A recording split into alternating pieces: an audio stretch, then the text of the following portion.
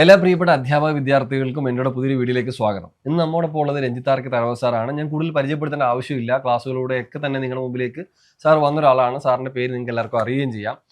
അപ്പോൾ ഇപ്പം ഞങ്ങൾ വന്നത് എന്തിനാണെന്ന് ചോദിച്ചു കഴിഞ്ഞാൽ, ഒരു അധ്യാപകനെ പുറമെ, അധ്യാപകൻ എന്ന ആ ഒരു ഉത്തരവാദിത്തത്തിന് പുറമെ സാറ് പുതിയൊരു ഉത്തരവാദിത്തങ്ങളിലേക്ക് വന്നിരിക്കുകയാണ്. അതിലൊന്ന്, നമ്മുടെ എൻട്രിയുടെ ടീച്ചിങ് എക്സാമുകളുടെ ഒരു അക്കാഡമിക് ലെവലിലേക്ക്, അക്കാഡമിക് ഹെഡ് എന്ന പൊസിഷനിലേക്ക് സാറിനെ നമ്മൾ കൊണ്ടുവന്നിട്ടുണ്ട്. വിദ്യാർത്ഥികളോട് ഒരു ക്ലാസ് എടുത്ത് വിദ്യാർത്ഥികൾക്ക് വേണ്ട കാര്യങ്ങൾ ചെയ്തു തരുന്ന രഞ്ജിത്താർക്ക് തഴവ സാറ് വിദ്യാർത്ഥികളോട് കുറച്ചും കൂടി കാര്യങ്ങൾ ചെയ്തു തരാൻ വേണ്ടിയിട്ടാണ് ഈ ഒരു ഭാരിച്ച ഉത്തരവാദിത്തം ഏറ്റെടുത്തിട്ടുള്ളത്. അപ്പോൾ ആ നിലയ്ക്ക് സാർ ഇപ്പോൾ കൈകാര്യം ചെയ്യുന്ന, സാറ് നേതൃത്വം കൊടുക്കുന്ന HSA ഇംഗ്ലീഷ് കോഴ്സ്, പല വിദ്യാർത്ഥികൾ ആഗ്രഹിച്ചിരിക്കുന്ന ഒരു പോസ്റ്റാണ് HSA ഇംഗ്ലീഷ്.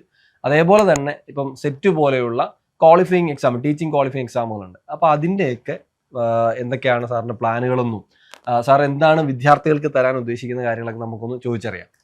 സാറേ, ഈ വീഡിയോയിലേക്ക് സ്വാഗതം. അപ്പം നമ്മൾ ഈ പറഞ്ഞതുപോലെ എന്താണ് സാർ പ്ലാൻ ചെയ്ത് വെച്ചേക്കുന്നത്? ഓക്കെ, നമ്മുടെ കോഴ്സിനെ പറ്റി പറയാം. ആദ്യമായിട്ട് നമുക്കിപ്പം നിലവിൽ ടീച്ചിങ് കോഴ്സിൽ പോയിക്കൊണ്ടിരിക്കുന്നത് HSA ഇംഗ്ലീഷ്, എല്ലാ HSA വിഷയങ്ങളും ഉണ്ട്.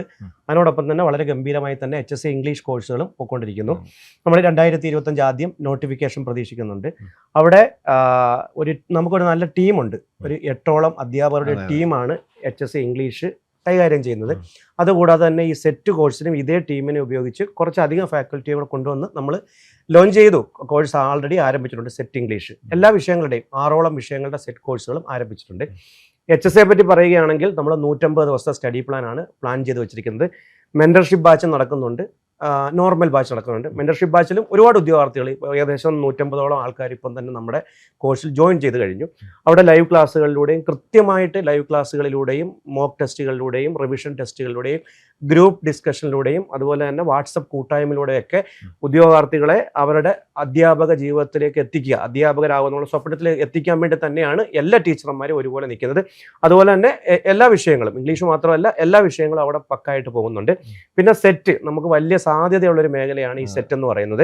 6 മാസം കൂടെ വരെ പരീക്ഷ വരുന്നുണ്ട്. നമുക്ക് ഈ HSA ആയാലും സെറ്റ് ആയാലും ഒരുപാട് പേരെ കൈപിടി ചേർത്താൻ കഴിഞ്ഞൊരു ചരിത്രം നമുക്കുണ്ട്. ഇപ്പോൾ HSAയിൽ 300ഓളം ഉദ്യോഗാർത്ഥികളെ ലിസ്റ്റിൽ എത്തിക്കാൻ കഴിഞ്ഞു. അതുപോലെ ഓരോ വർഷവും സെറ്റ് പാസ്സാവുന്ന ആൾക്കാരുടെ എണ്ണം വളരെ കൂടുതലാണ്. അതുകൊണ്ട് തന്നെ ആ സാധ്യത മുന്നിൽ കണ്ടുകൊണ്ട് നമ്മൾ ഒരു കോഴ്സ് പ്ലാൻ ചെയ്യുന്നു. ആ കോഴ്സിൽ തീർച്ചയായിട്ടും അവരാഗ്രഹിക്കുന്ന ആ ശതമാനം മാർക്ക്, അത്ര ശതമാനം മാർക്ക് വേണമല്ലോ. ഇപ്പോൾ ജനറൽ പേപ്പറിന് 40%, മെയിൻ പേപ്പറിന് 40%, രണ്ടും കൂടെ ചേർത്ത് 48%. അത് ഈസി ആയിട്ട് അവരെ എത്തിക്കാൻ തക്കവണ്ണമുള്ള കോഴ്സാണ് പ്ലാൻ ചെയ്തിരിക്കുന്നത്. മാത്രമല്ല, നമ്മളെ തുടക്കത്തിലെ ഒരു പ്രസിയായിട്ട് തന്നെ ചുമ്മാ വാരി വലിച്ച് പഠിപ്പിക്കാതെ പരീക്ഷാ ബേസ്ഡ് ആയിട്ടുള്ള കാര്യങ്ങൾ ചെയ്യണമെന്നാണ് ഇംഗ്ലീഷ് മാത്രമല്ല എല്ലാ വിഷയങ്ങളിലെ അധ്യാപകർ തീരുമാനിച്ചിരിക്കുന്നത്. അപ്പം എൻട്രിയിലൂടെ ഞാൻ പഠിപ്പിച്ചത് PSC ഉദ്യോഗാർത്ഥികളെയാണ്. അവിടെ നമ്മൾ ജോലി വാങ്ങിച്ചു കൊടുക്കുന്നു. ഇവിടെ നമ്മൾ ചെയ്യാൻ പോകുന്നത് അധ്യാപകനാകുക, ഒരു അധ്യാപകൻ കുറേ ആൾക്കാരുടെ അധ്യാപകരാകുക എന്നുള്ള സ്വപ്നത്തിലേക്ക് അവരെ എത്തിക്കാനുള്ള ശ്രമം കൂടി നടത്താനാണ് ഞാൻ എൻ്റെ ഈ ഉത്തരവാദിത്തത്തിലൂടെ ഉദ്ദേശിക്കുന്നത്. സാർ, ഈ ഒരു അധ്യാപകനിൽ നിന്നും ഇങ്ങനെ ഉത്തരവാദിത്തങ്ങളിലേക്ക് വരുമ്പോൾ സാറിന് ഫീൽ ചെയ്യുന്ന കാര്യം എന്താ? തീർച്ചയായിട്ടും ഇവിടെ ഒരു വലിയ നമുക്കൊരു വെല്ലുവിളിയുണ്ട്. തീർച്ചയായിട്ടും ഒരു വെല്ലുവിളിയുണ്ട്. കാരണം ഇവിടെ നമ്മൾ ഒരുപാട് കാര്യങ്ങൾ നമ്മൾ ചെയ്യണം. ഇപ്പം PSC, ഇപ്പം എൻ്റെ അവിടുത്തെ ഉത്തരവാദിത്തം എന്ന് പറഞ്ഞാൽ ഇംഗ്ലീഷ് മാത്രമായിരുന്നു. എന്നെ സംബന്ധിച്ച് അതൊരു പ്രശ്നമല്ല. ഇപ്പം ഗ്രാമർ പഠിപ്പിക്കുക ഒക്കെ ഞാൻ വർഷങ്ങളായിട്ട് ചെയ്യുന്ന കാര്യമാണ്.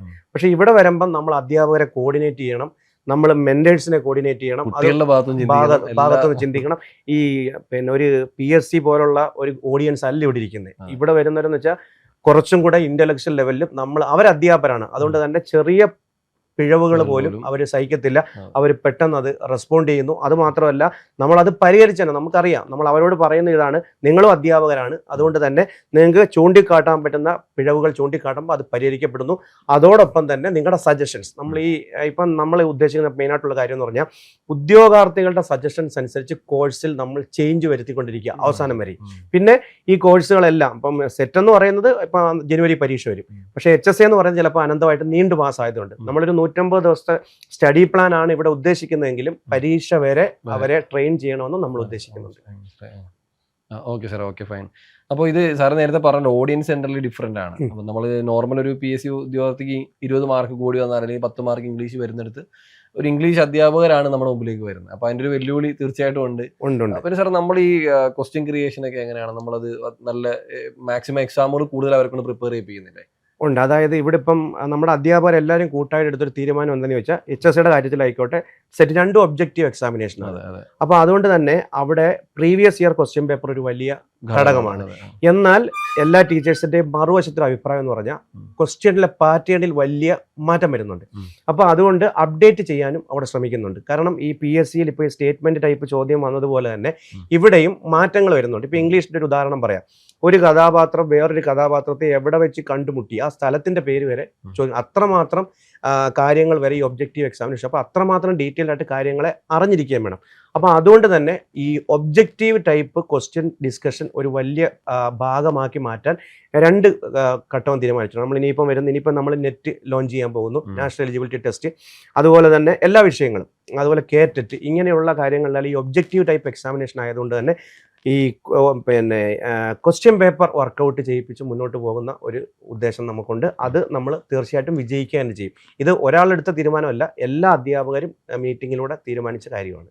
നമുക്ക് ഇതിനകത്ത് സാറേ സോഴ്സ് അങ്ങനെ ഇപ്പം എവിടെ നിന്നാണ് നമ്മുടെ സോഴ്സ് വരുന്നത്? ഇപ്പൊ HSC ഇംഗ്ലീഷ് ചോദ്യങ്ങൾ അല്ലെങ്കിൽ സെറ്റ് ചോദ്യങ്ങളിലൊക്കെ സോഴ്സസ് എങ്ങനെയാണ് അധ്യാപകർ? വ്യക്തമായ ഒരു സിലബസ് ഉണ്ട്. ഇപ്പൊ ഈ പറയുന്ന HSCക്കായാലും സെറ്റിനായാലും വ്യക്തമായ ഒരു സിലബസ് ഉണ്ട്. സെറ്റിന്റെ കാര്യത്തിലാണെങ്കിൽ അത് ഒരുപാട് ഉണ്ട്. HSC എന്ന് വെച്ചാൽ ലിമിറ്റഡ് ആണ്, പക്ഷേ സെറ്റിന്റെ കാര്യത്തിൽ ഒരുപാടുണ്ട്. എങ്കിലും ഈ ഇംഗ്ലീഷിന്റെ കാര്യത്തിലായാലും എനിക്ക് മനസ്സിലായ ഒരു കാര്യം, കേരള യൂണിവേഴ്സിറ്റിയുടെ PG സിലബസ് ആണ് ഇതിന്റെ ആധാരം എന്ന് പറയുന്നത്. ഇപ്പൊ ഞാൻ സെറ്റ് നെറ്റ് കിട്ടിയ ഒരാളാണ് ആദ്യത്തെ അറ്റംപ്റ്റിൽ തന്നെ. എനിക്കത് കിട്ടിയതെന്ന് പറഞ്ഞു കഴിഞ്ഞാൽ ഞാൻ PG പഠിച്ചുകൊണ്ടിരിക്കുന്ന അവസാന വർഷമാണ് എനിക്കിത് കിട്ടുന്നത്. ഞാനൊരു കോച്ചിങ്ങിനും പോയതല്ല. അതുകൊണ്ട് എനിക്കറിയാം ഇത് ചോദിക്കുന്നതെല്ലാം ഈ കേരള യൂണിവേഴ്സിറ്റിയുടെ PG സിലബസ് ആണ്. അപ്പം അതാണ് നമ്മൾ മെയിനായിട്ട് ഇതിൻ്റെ ഒരു ആധാരമായിട്ട് എടുക്കാൻ പോകുന്നത്. പിന്നെ എല്ലാ അധ്യാപകരും നേരത്തെ പഠിപ്പിച്ച് പരിചയമുള്ളവരാണ്. എവിടെ നിന്നാണ് ചോദ്യം വരുന്നത് എന്നുള്ള കാര്യം വ്യക്തമായിട്ട് അവർക്കറിയാം.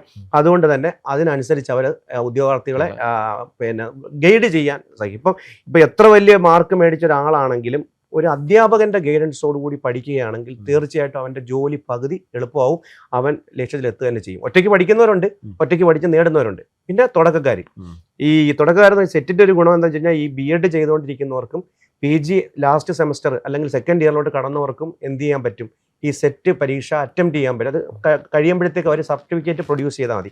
അതുകൊണ്ട് തന്നെ അവരെ ആ വലിയ ഓഡിയൻസിനെ നമ്മൾ എയിം ചെയ്യുന്നുണ്ട്. അവിടെ നമുക്ക് വലിയ ഗുണം എന്താണെന്ന് വെച്ച് കഴിഞ്ഞാൽ ഇവർ പഠിക്കുന്ന സാധനം തന്നെയാണ്, ഇവർ പഠിച്ചുകൊണ്ടിരിക്കുന്ന സാധനം തന്നെയാണ് ഇവിടെ പരീക്ഷയ്ക്ക് വരുന്നത്. അതുകൊണ്ട് തന്നെ അവരെയാണ് നമ്മൾ മെയിനായിട്ട് ഫോക്കസ് ചെയ്യാൻ ഉദ്ദേശിക്കുന്നത്. Okay, fine. എന്തായാലും സാർ പറഞ്ഞതുപോലെ നമ്മൾ വലിച്ചു നീട്ടുന്നില്ല. അപ്പോൾ അതുകൊണ്ട് തന്നെ എല്ലാവർക്കും ഈ പറഞ്ഞ പോലെ സാറിനും സാറ് ഏറ്റെടുത്ത ഉത്തരവാദിത്തമാണ്. ഇപ്പോൾ ടീച്ചിങ്ങിൻ്റെ കാര്യത്തിലാണെങ്കിൽ ഒന്നും പറയാനില്ല. അവിടെ സാർ ഓൾറെഡി നമ്മൾ കുട്ടികൾ ഇംഗ്ലീഷ് മാർക്ക് പലർക്കും 20 മാർക്ക് സ്കോർ ചെയ്യാനായിട്ട് പറ്റുന്നുണ്ടായിരുന്നു. അപ്പൊ ഇവിടുത്തെ ഒരു വിഷയം അവിടുത്തെ പോലെ അല്ല. അവിടുത്തെ ഒരു വിഷയം അവിടെ എന്ന് വെച്ച് കഴിഞ്ഞാൽ നമ്മളെ ചോദ്യം ചെയ്യത്തില്ല അവര്. നമ്മളിപ്പം ഒരു തെറ്റ് പറഞ്ഞു കൊടുത്താലും ചിലപ്പോൾ അവിടെ ചോദ്യം ചെയ്യത്തില്ല. അവർ നമ്മൾ പറയുന്നതാണ് ശരിയെന്ന് വിശ്വസിക്കുന്ന ഒരു ഓഡിയൻസ് ആണ്.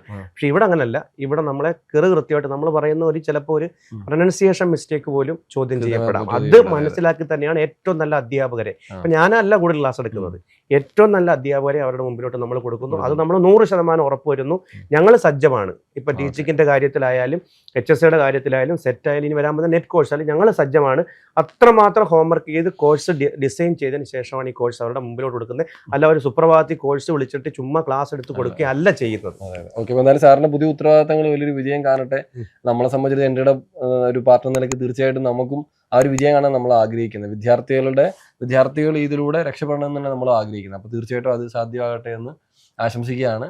അപ്പോൾ എന്തായാലും കുട്ടികൾ നമ്മുടെ കോഴ്സിൽ ഇപ്പം HSC ഇംഗ്ലീഷിൻ്റെ കോഴ്സിലാണെങ്കിലും സെറ്റ് ഇംഗ്ലീഷ് കോഴ്സിലും ജോയിൻ ചെയ്യാൻ താല്പര്യം ഉണ്ടെങ്കിൽ നിങ്ങൾക്ക് താഴെ ഒരു ഗൂഗിൾ ഫോം ഉണ്ട്. അതിൽ ഫില്ല് ചെയ്ത് കഴിഞ്ഞാൽ നിങ്ങൾക്ക് കോഴ്സിനെ കുറിച്ച് ഡീറ്റെയിൽ ആയിട്ട് അറിയാൻ പറ്റും. അല്ലെങ്കിൽ സ്ക്രീനിൽ കാണുന്ന നമ്പറിൽ ബന്ധപ്പെട്ടാൽ നിങ്ങൾക്ക് കോഴ്സിനെ കുറിച്ച് കൂടുതൽ വിവരങ്ങൾ അറിയാൻ പറ്റുന്നതാണ്.